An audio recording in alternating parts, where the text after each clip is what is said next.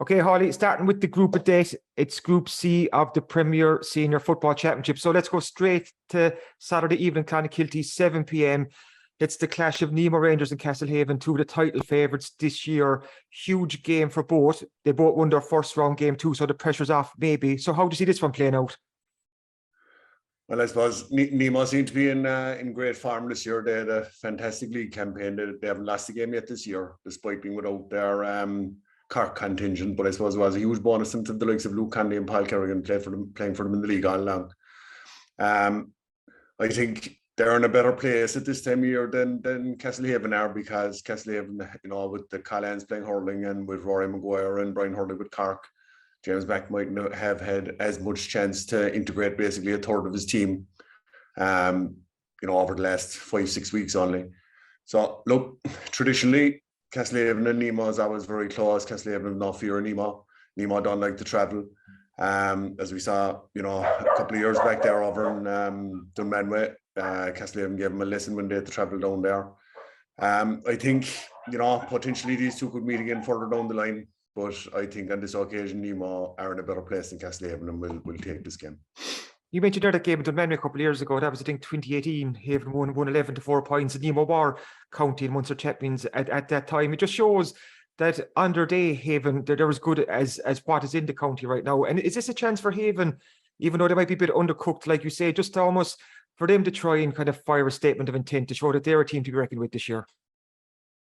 Well, there's no doubt about that, because they wouldn't have been happy with their first round performance against Clan. I think they just did enough to stay ahead of Clan, knowing that Clan, haven't got the firepower up front with Darragh O'Shea leaving. They could have been caught in the end in that game. There were late chances of goals for Clan, and if they were caught, it would have been a terrible result for them. But they need to put 50% on the performance against Clan to trouble Nemo. Because Nemo are, openly they are saying that they are going very well themselves. It might be early in the year for them to be going so well, and will they maintain it until the end? But, it will be tight and tough, and it will draw a huge crowd, but it will be an early season marker for Castlehaven to see where they are. That's a huge game. So this Saturday in Clan, and in the same group, massive game for Clonakilty and Newcestown in Bandon, 2 o'clock on Sunday. Both of these teams need wins, Haulie. They both lost their first round games. Clan went down to Haven, Newcestown went down to Nemo. Like, this is must-win territory for both. There's no doubt about that. Whichever one of these teams lose this game potentially are going to finish bottom of the table and could be facing those final relegation playoff games, which nobody wants. Clan need to do something to try and score more, whether that means they're going to have to push a Sean White further forward or a Tom Clancy further forward, considering that they have a very talented backline and probably have enough at the back to match what Newcestown will have up front. Tyke Toomey didn't play in the first game for Newcestown, but he's played hurling since, so I presume he will be back playing football for Newcestown. He is still a key forward for them.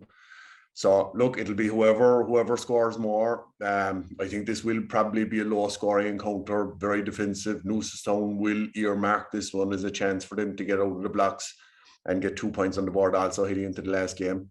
But I think last year's run, even though Clan are finding it hard to get going this year, last year's run will benefit Clan, and the experience of going to a county final last year should take them over the line on this occasion.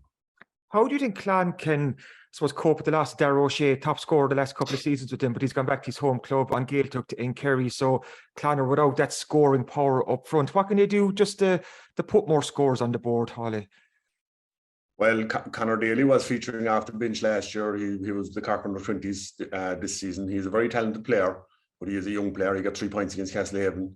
The likes of Mannix and McAvoy, who were very, very good for them last year, don't seem to be in the same place yet this year with regard to fitness and all the rest of it. Look, he might be faced with, pushing Sean White to centre forward or bringing Tom Clancy to midfield to try and get a bit more forward momentum, considering they still have the likes of Shanley and Dan Pete and these boys behind that should be able to hold down those central positions to try and get a bit more go forward ball and a bit more penetration up front. There's a doubleheader in Bandon on Sunday. The second game is a huge game in Group A of the Premier Senior Football Championship. It's Carbery Rangers against Éire Oak. So in this group, in the In the opening round, Rangers beat Carbery first day out. Éire Óg on the back foot after losing to the Bars. When they played in Bandon last year, Éire Óg just up out of Senior A won. So talk to Haulie about what you think will happen here in Bandon on Sunday. Well, I think Éire Óg have been on the go now with a number of years in a row, and we and Ross know all about that from back in our time when we were on the go 3 or 4 years in a row. You know, they had that bounce of coming up to Premier Senior and getting their first win and making a quarter final last year. John Cooper seemingly is out injured, hasn't played hurling in the intervening 2 weeks. The two Murphys have been in America, seemingly they're back, but you know, will they feature? They don't seem to be playing with the same zip as they were playing last year. The Bars got over them easier than what I thought they would. Last year, another big one was, you know, John Cooper did a great job, and John O'Rourke. You know, John O'Rourke is very important to Ross, so if John Cooper isn't there, they could be forced to put Mark Griffin and John O'Rourke, depending on where John plays, you know. So I think, you know, it also depends then if Ross have James Fitzpatrick back. He only came on in the first round. He's been carrying an injury. James O'Riordan is back from America, but only recently will he feature. Mark Hodnett is getting there from his cruciate injury, getting close to match fitness, but will this game have come too soon for him? But you know, this is a huge game for us and Éire Óg, obviously. But Ross beat Carbery in the first round. If they can get over this one, they'll have 4 points on the board before they meet the Bars on a quarter-final slot secured. You know, so look, it's a huge game. Now I think if Ross beat Éire Óg will probably beat Carbery, so Éire Óg will be safe enough. But you know, this is having got that first win under their belt and a team in transition and a few guys coming back in. John Hayes maybe getting that little bit fitter. I think Ross can get over the line here if they bring it. Good stuff. Going to drop down now to the Senior A Football Championship, and all roads lead to Castlehaven on Sunday. Huge showdown at 2 o'clock. Ilen Rovers against O'Donovan Rossa, a big derby there in Group A. So much at stake here, Haulie. Ilen are coming off a loss to Clyde in their first game, although they were happy with the performance, while O'Donovan Rossa were far too strong for Newmarket. So there's a lot on the line for both, almost more so. Ilen, considering their form in the group stages in the last couple of years, and another defeat here could put them in another relegation fight. So how do you see this one playing out? Well, I suppose Ilen seem to be on a bit of a downward spiral at the moment, you know, having been relegated from the Premier Senior last year, relegated to Division 3 in the league. They had a good performance against Ilen, against Clyde, but you know, it's hard to turn it back on in the flick of a switch.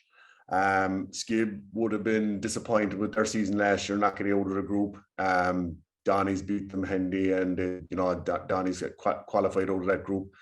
But I think this year, you know, they're more experienced players like David Shannon and Donald Hodnett and Paddy Crowley seem to be fitter and hungrier, and you know, those younger guys like Elliot Connolly and Dylan Horan are playing good football, and they seem to have more of a buzz about them this year.